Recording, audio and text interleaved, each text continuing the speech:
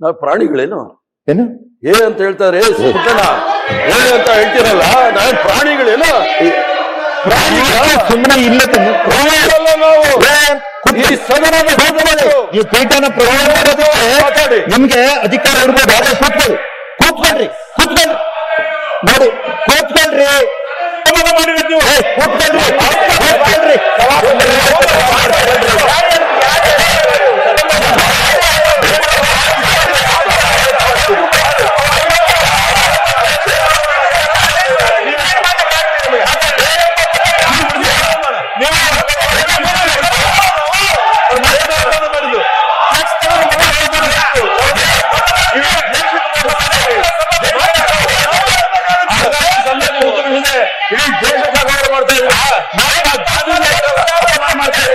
ಹಾಗಾಗಿ ಈ ಸಂದರ್ಭ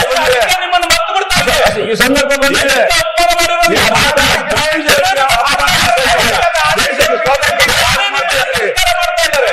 ಹಾಗಾಗಿ ಈ ಸಂದರ್ಭ ಬಂದಿದೆ.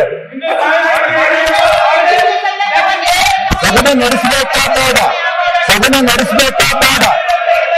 ಬೇರೆ ವಿರೋಧ ಪಕ್ಷ ಸದನ ನಡೆಸಬೇಕಾ ಬೇಡ ಹೇಳಿ? ಸದನ ನಡೆಸಬೇಕಾ ಬೇಡ? ನಿಮ್ಮದೇ ವಿವೇಚನೆ ಇರಬೇಕಾಗತ್ತೆ. ದಯವಿಟ್ಟು ಕೂತ್ಕೊಳ್ಳಿ, ದಯವಿಟ್ಟು ಕೂತ್ಕೊಳ್ಳಿ, ದಯವಿಟ್ಟು ಕೂತ್ಕೊಳ್ಳಿ, ದಯಮಾಡಿ ಕೂತ್ಕೊಳ್ರಿ ರವಿಕುಮಾರ್.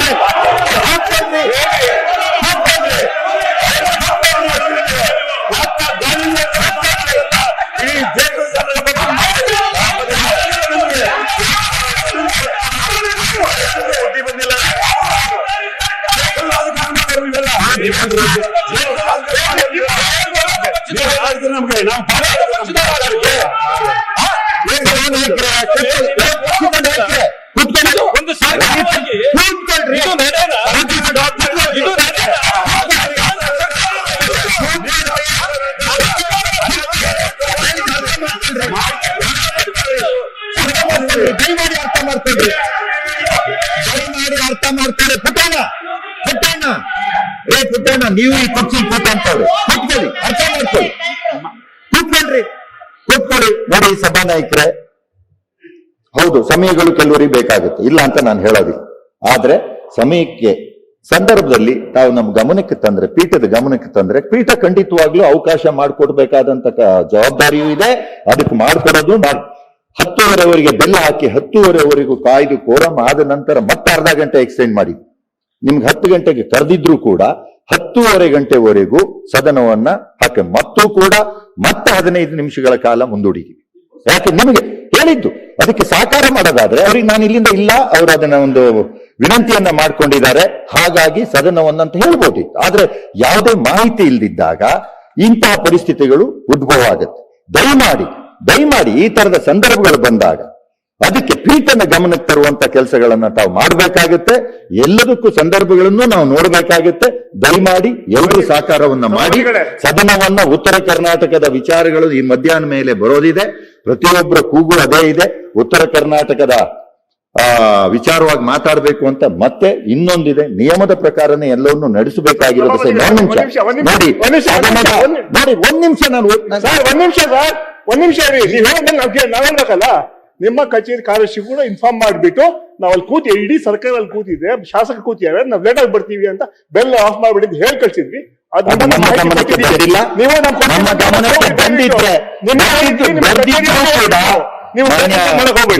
ಬರ್ದಿದ್ರು ಕೂಡ ಇದೆ ಅನ್ನುವಂತ ಉದ್ದೇಶದಿಂದಲೇ ಅರ್ಧ ಗಂಟೆ ಮುಂದೆ ಹಾಕಿ ನಾವು ತಡವಾಗಿ ಸದನವನ್ನ ಪ್ರಾರಂಭ ಮಾಡಿದ್ದೇವೆ. ಆದ್ರೂ ಕೂಡ ಬರ್ದಿದ್ರು ಕೂಡ ಅರ್ಧ ಗಂಟೆ ಮಾಡಿದ ನಂತರ ಬೆಲ್ಲ ಹಾಕಿ ಫುಲ್ ಕೋರಂ ಆಗಿದೆ ಅಂದ ಮೇಲೆ ಗೊತ್ತಿದೆ ನಿಮಗೆ, ಸದನ ಕೋರಂ ಆದ್ರೆ ನಡೆಸಬೇಕಾದ. ನಿಮ್ ಮಂತ್ರಿಗಳಿಬ್ರು ಬಂದು ಕೂತಿದ್ದಾರೆ ಇಲ್ಲಿ, 2 ಜನ ಮಂತ್ರಿದ ಪ್ರಶ್ನೋತ್ತರ ತಗೊಂಡಿದೀವಿ. ತಗೊಂಡ ನಂತರ ಪ್ರಶ್ನೆ ಕೇಳಿದವರೇ ಇಲ್ಲ ಅಂದಾಗ ಮತ್ತೆ ಸದನವನ್ನ 15 ನಿಮಿಷಗಳ ಕಾಲ ಮತ್ತೆ ಬರಲಿ ಅನ್ನುವಂತ ಉದ್ದೇಶದಿಂದ ಮತ್ತೆ ಮುಂದೂಡಿ. ಚುಕ್ಕೆ ಗುರುತಿನ ಪ್ರಶ್ನೆ 1246 ಮಾನ್ಯ ಲೋಕೋಪಯೋಗಿ ಸಚಿವರಲ್ಲಿ ಕೇಳಲಿಕ್ಕೆ ಬಯಸ್ತೇನೆ. ಸನ್ಮಾನ್ಯ ಸಭಾಪತಿಗಳ ಉತ್ತರವನ್ನ ಒದಗಿಸಲಾಗಿದೆ.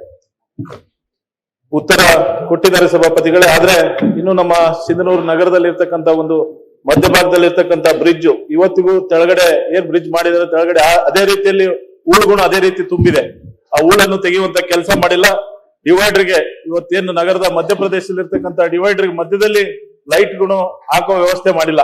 ಇವತ್ತು ಇದರ ಕಾಮಗಾರಿ ಕಳಪೆ ಆಗಿದೆ ಅಂತೇಳಿ ಮೊನ್ನೆ ಸಚಿವರಲ್ಲಿ ಕೇಳಲಿಕ್ಕೆ ಬಯಸಿದ್ದೆ, ಉತ್ತರ ಕೊಟ್ಟಿದ್ದಾರೆ. ಆದ್ರೆ ಸಚಿವರು ಅದನ್ನ ವೀಕ್ಷಣೆ ಮಾಡಿದ್ದಾರೆ. ವೀಕ್ಷಣೆ ಮಾಡಿ ಇವತ್ತೇನು ಕಳಪೆ ಆಗಿರ್ತಕ್ಕಂಥ ಕಾಮಗಾರಿಗಾಗ್ಲೇ ಅಲ್ಲಿರ್ತಕ್ಕಂಥ ಚೀಫ್ ಇಂಜಿನಿಯರ್ಗಳು ಸ್ಥಳಕ್ಕೆ ಬಂದು ಭೇಟಿ ಮಾಡಿ ಹೋಗಿದ್ದಾರೆ.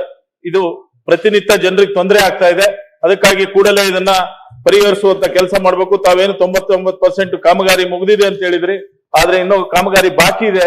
ಮಾನ್ಯ ಸಚಿವರಲ್ಲಿ ಗಮನಕ್ಕೆ ತರಲಿಕ್ಕೆ ಬಯಸ್ತೇನೆ. ಮಾನ್ಯ ಸಚಿವರಿಂದ ಇದನ್ನ ಪರಿಹಾರವನ್ನು ಮಾಡಿಕೊಡ್ಬೇಕಂತೇಳಿ ಸರದನ ಮೂಲಕ ವಿನಂತಿ ಮಾಡಿಕೊಳ್ತೇನೆ. ಸಚಿವರು ಸನ್ಮಾನ್ಯ ಸಭಾಪತಿಗಳ, ಇದು ಸಿಂಧೂರಿನಲ್ಲಿ ಹಳ್ಳಕ್ಕೆ ಸೇತುವೆ ಇರುವಂತದ್ದು.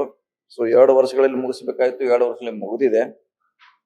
ಸದಸ್ಯರ ಕಳಕಳಿ ಅಂದ್ರೆ ಇನ್ನೂ 10% ಕೆಲಸ ಆಗಬೇಕಾಗಿದೆ ಮತ್ತು ಕಳಪೆ ಅಂತ ಅವ್ರು ಹೇಳಿದ್ದಾರೆ.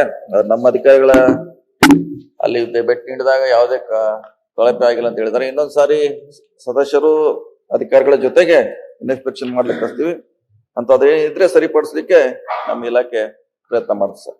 ಸರಿ, ಶಿವಕುಮಾರ್ ಅವರೇ, ನಿಮಗೆ ಸಚಿವರಿಲ್ಲ, ಅವರು ಲೆಟರ್ ಕೂಡ ಕೊಟ್ಟಿದ್ದಾರೆ. ಇವತ್ತೇನು ತುರ್ತು ಕಾರ್ಯಕ್ರಮದ ಅಡಿ ನಾನು ಇರೋದು, ಅದ್ರ ಪರವಾಗಿ ಇಲ್ಲಿ ಕೊಟ್ಟಿಲ್ಲ. ಆಯ್ತು, ಪರವಾಗಿ ಸರ್ಗೆ ಹೇಳಿ. ಶಿವಕುಮಾರ್ ಅವರು ಕೂತ್ಕೊಳ್ಳಿ. ಸಚಿವ ಸಭಾಧ್ಯಕ್ಷರೇ, ಚುಕ್ಕೆ ಗುರುತಿನ ಪ್ರಶ್ನೆ 1193 ಪ್ರಶ್ನೆ ಕೇಳಕ್ಕೆ ಇಚ್ಛೆ ಪಡ್ತೇನೆ. ಉತ್ತರ ಹೊಂದಿಸಲಾಗಿದೆ ಸಭಾಧ್ಯಕ್ಷರೇ. ಇಲ್ಲ, ಮಾನ್ಯ ವಸತಿ ಸಚಿವರು ಬಂದಿಲ್ಲ ಅಂತ ಹೇಳಿದ್ರು ಈಗಾಗಲೇ ಸಭಾಧ್ಯಕ್ಷರು. ನಾನು ಸಭಾಧ್ಯಕ್ಷರ ಉತ್ತರನ ಒದಗಿಸಿದ್ದಾರೆ. ನಾನು ಕೇಳಿದ್ದೆ, ಮುಜರಾಯಿ ದೇವಸ್ಥಾನಗಳಲ್ಲಿ ನೀವೇನಾದ್ರೂ ಅರ್ಚಕರಿಗೆ ನಿರ್ವಹಣೆಗೆಲ್ಲ ದುಡ್ಡು ಕೊಡ್ತಾ ಇದೀರಾ ಅಂತ ಕೇಳಿದ್ದೆ.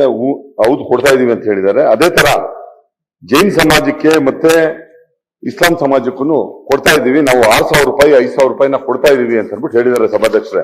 ನನ್ನ ಪ್ರಶ್ನೆ ಏನಂತಂದ್ರೆ, ಇವತ್ತು ಸಭಾಧ್ಯಕ್ಷರೇ, ಇಡೀ ರಾಜ್ಯದಲ್ಲಿ